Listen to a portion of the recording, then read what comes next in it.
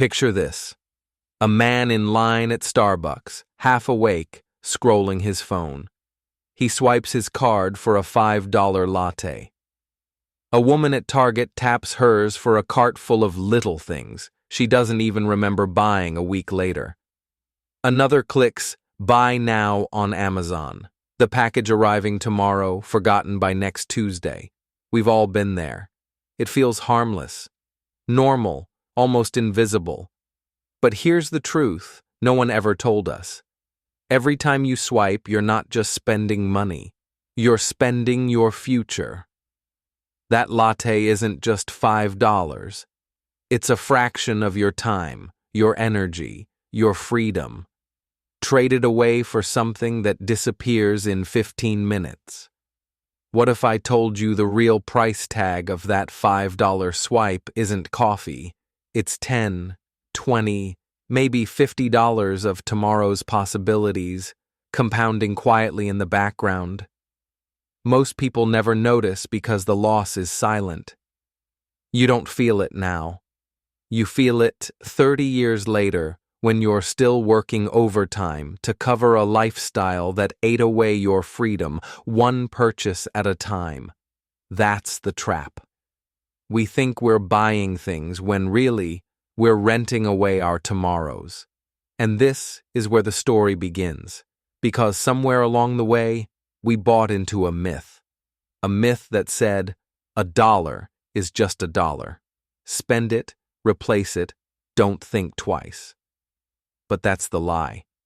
And in the next part, we'll unmask the myth of spending. You know, one of the most seductive lies we've been taught in America goes something like this. You earned it, so you deserve it. It sounds so innocent, so empowering, right?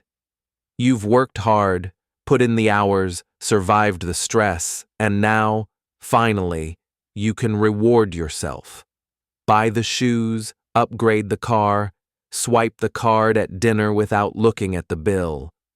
After all, isn't that what freedom looks like? That's the cultural script we've been fed since childhood. And we swallow it whole because it feels good. Spending has been rebranded as self-care, as if every dollar out of your wallet is a small act of love for yourself. We convince ourselves it's harmless. Just $20, just $50, just $100. Neutral transactions, no damage done. But let me tell you a secret most people never pause to consider. $1 is never just $1. Every dollar is a seed.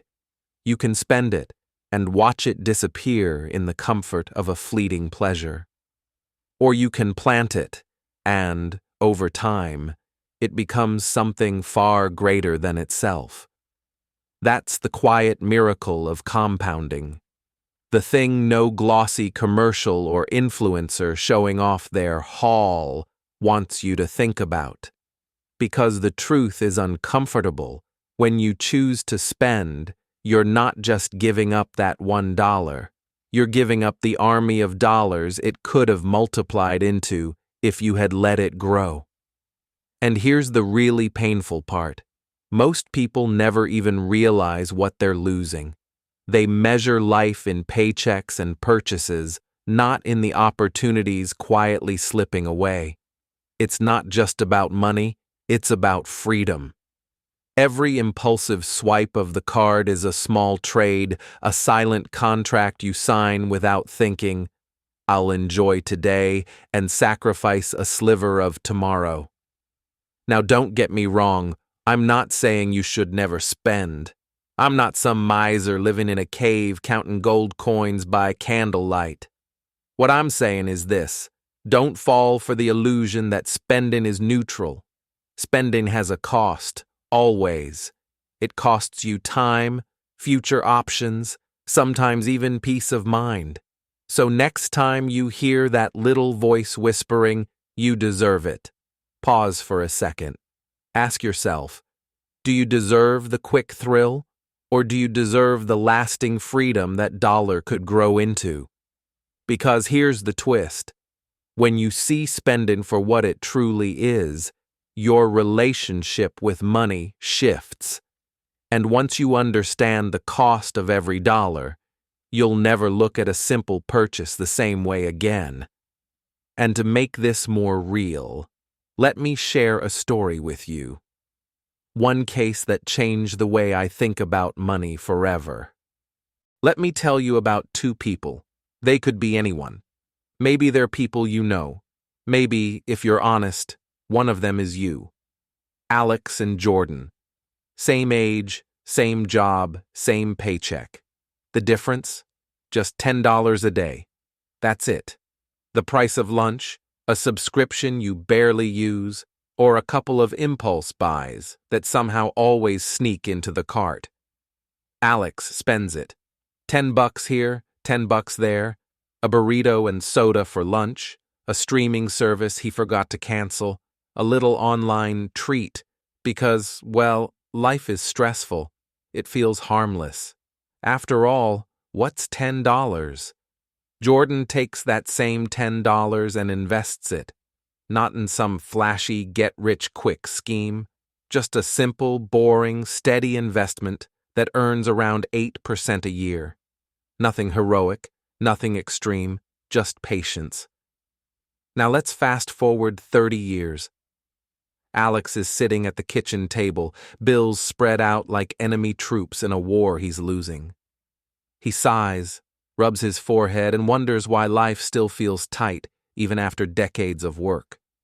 He earned, he spent, and somehow he's still stuck. Meanwhile, Jordan is not rich in the flashy Instagram sense, but Jordan is free. Options on the table.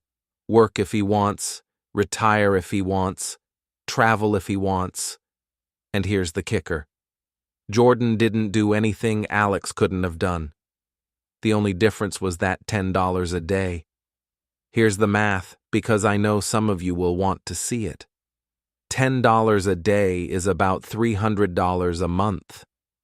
Invest that consistently at an average 8% return, and in 30 years, you're looking at roughly $450,000, nearly $500,000.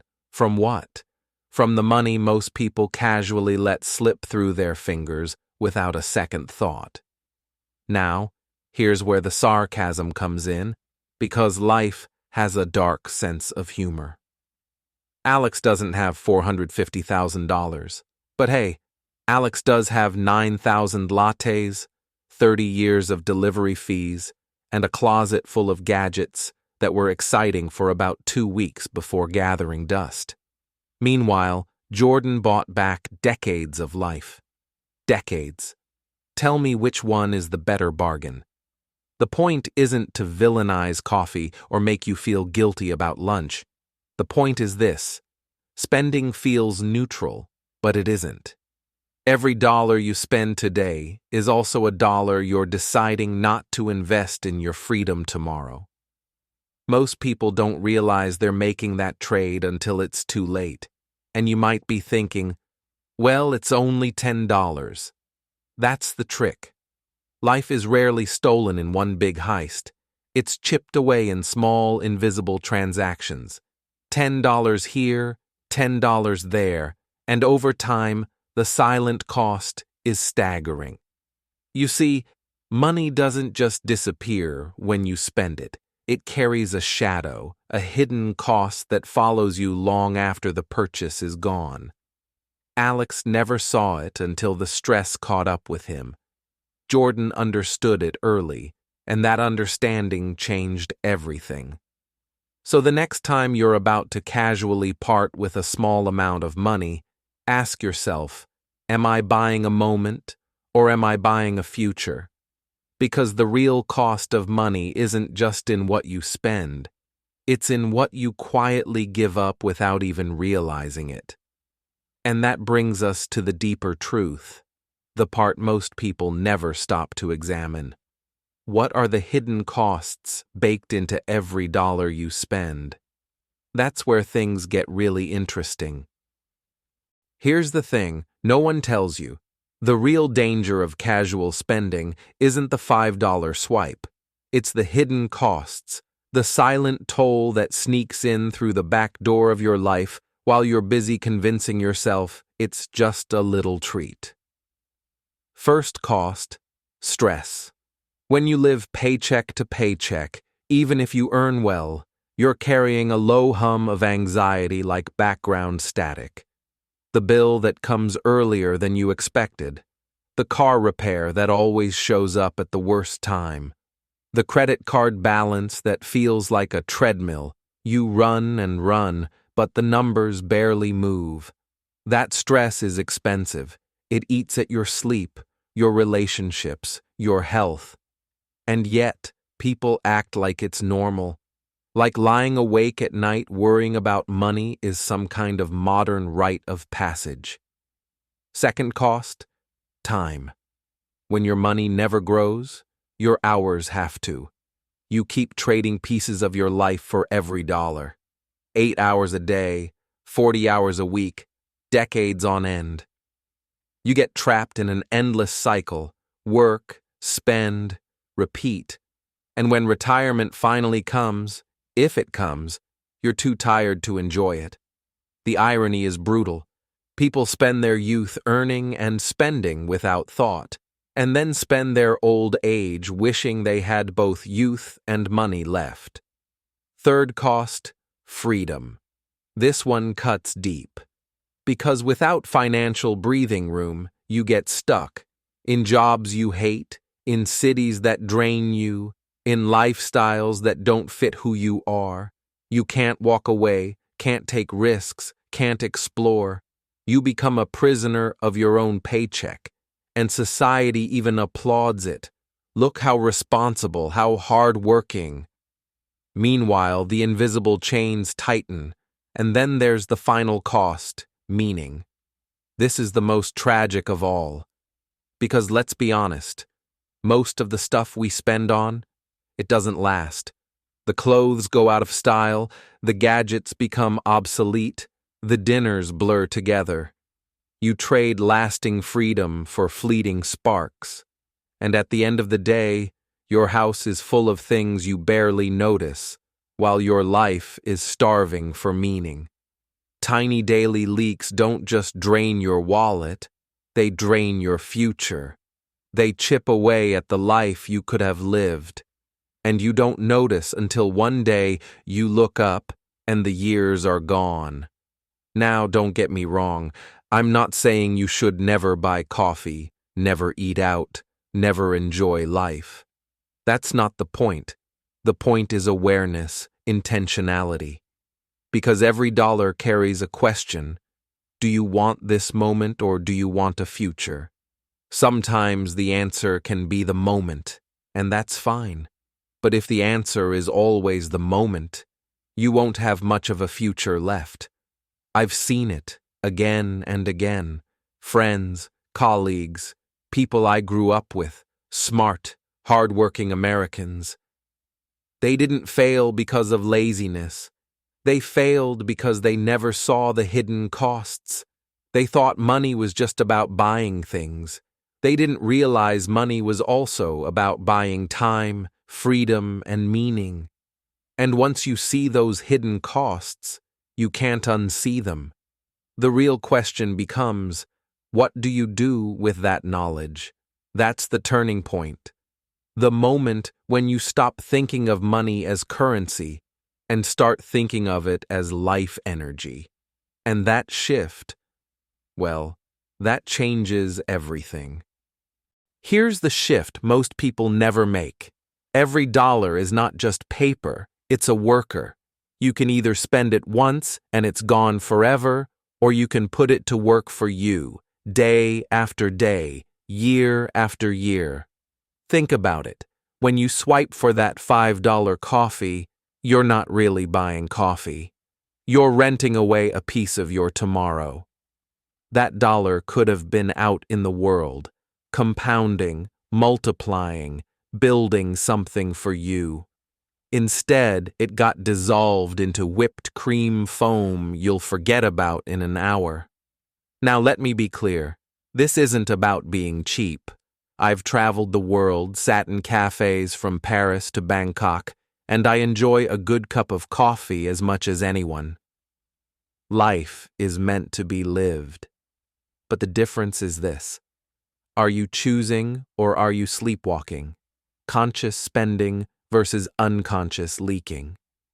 That's the real line in the sand. Because when you see $1 as a worker, you start asking new questions. Do I want this worker pouring lattes for 5 minutes of pleasure or building a bridge toward my freedom? That's the turning point. Not guilt, not deprivation, just awareness. Suddenly, money stops being about the rush of spending and starts being about the power of building. And once you taste that shift, you'll never look at a price tag the same way again. So the question becomes, if $1 isn't just currency, but a worker, then what does success really mean? Is it having more stuff today or having more life tomorrow? Let's pull the curtain back a little further. Money is not just currency. It's not just green paper or digital numbers glowing on a banking app. Money is stored time, stored energy, stored choice. Every dollar you save isn't just more money. It's another hour of your life you don't have to trade tomorrow. Every dollar invested wisely is a quiet vote for your future freedom. And that changes everything. See, true wealth isn't measured by how many cars you park in the driveway or how many square feet you vacuum every Saturday. Real wealth is the ability to say no. No to a boss who demands your weekends. No to a job that drains the marrow from your bones. No to staying in a place or a life that insults your values. I once met a woman in Denver who lived this truth. She didn't make a fortune, she just made choices. She kept her expenses lean, drove a car that was more reliable than glamorous, rented a smaller apartment.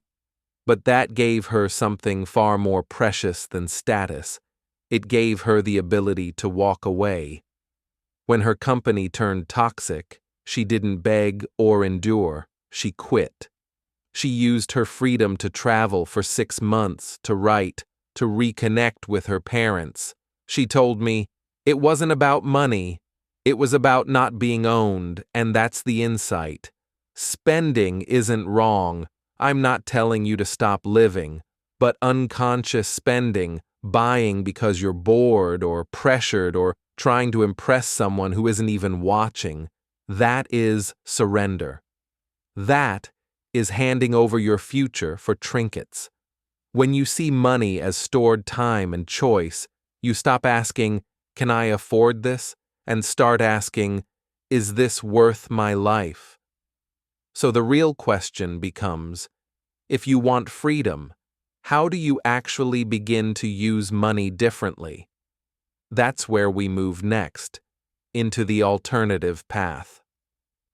So how do you actually shift? How do you stop money from being the silent thief of your future and turn it into a loyal worker for your freedom? It doesn't take radical moves. It starts with small, almost invisible adjustments. First, ask yourself with every purchase, what am I really buying here? That latte, am I buying caffeine or am I buying convenience? Or am I buying the illusion of status with a green logo on a cup? Sometimes the answer is worth it. Often, it's not. Second, try this rule. Wait 24 hours before making any big purchase. You'll be amazed how many must-haves vanish overnight. The shine fades, and you're left with clarity. And clarity is cheaper than credit card bills. Third, automate investing. The truth is, most of us don't fail because we don't know what to do. We fail because we don't do it consistently. If you reroute even the leaks, those forgotten subscriptions, impulse snacks, half-used memberships, into an investment account, you quietly transform clutter into capital. Small leaks become future assets. And here's the part most people miss. Build joy around low-cost living. The best memories rarely come from 5-star hotels. They come from picnics in the park, late-night walks, potluck dinners with friends who laugh until midnight. The world is full of free pleasures. We've just been programmed to overlook them in favor of receipts. I'll give you a real example. A couple I met in Portland decided to track their leaks. Streaming services they never used, takeout lunches, impulse gadgets. They cut, not everything, but enough. Suddenly, they freed up about $500 a month. They automated that money into a simple index fund. Fast forward 30 years. That $500 a month snowballs into roughly $300,000. $300,000. Not from raises, not from windfalls, just from plugging the leaks. And here's the beauty. They didn't feel deprived. They felt liberated. Because every time they said no to something meaningless, they were saying yes to their future. That's the heart of it. Less mindless spending, more mindful living. You don't have to buy freedom. You build it. One conscious choice at a time. So let me leave you with this. If your dollars are either building your future or burning it, what are yours doing right now? Next, let's tie this all together in the closing transformation, the shift that makes these ideas more than theory and turns them into the way you live. So here's the truth, my friend. Every careless swipe, every unexamined purchase is a small act of self-sabotage. It doesn't feel like much in the moment, it never does. But over years, it adds up to chains you didn't mean to wear. Spending blindly drains more than your wallet. It drains possibility. It drains tomorrow. Conscious spending, though, that's different. Conscious spending is freedom disguised as discipline. It's the quiet art of saying, I choose my life, not my impulses. The emotional cost of money isn't in the dollar bills you hand over. It's in the choices you never get to make because they've already been sold to yesterday's habits. The cost of every swipe isn't today's price tag. It's tomorrow's possibility. So let me ask you something. If every dollar you spent was a vote for your future, how would you vote differently? Would you cast more votes for convenience, for status, for stuff that fades?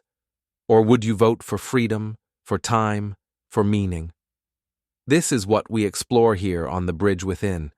Not hacks, not get-rich-quick fantasies, but the deeper truths about money, freedom, and meaning, the inner bridge we all must cross, between logic and intuition, struggle and growth, knowledge and action. Because money is never just money. It's time, it's energy, it's choice, and the way you use it reveals the way you live. So if you're ready to start seeing differently, to uncover insights that connect your mind, your heart, and the world around you, then join me, subscribe, and together, let's start crossing the bridge within.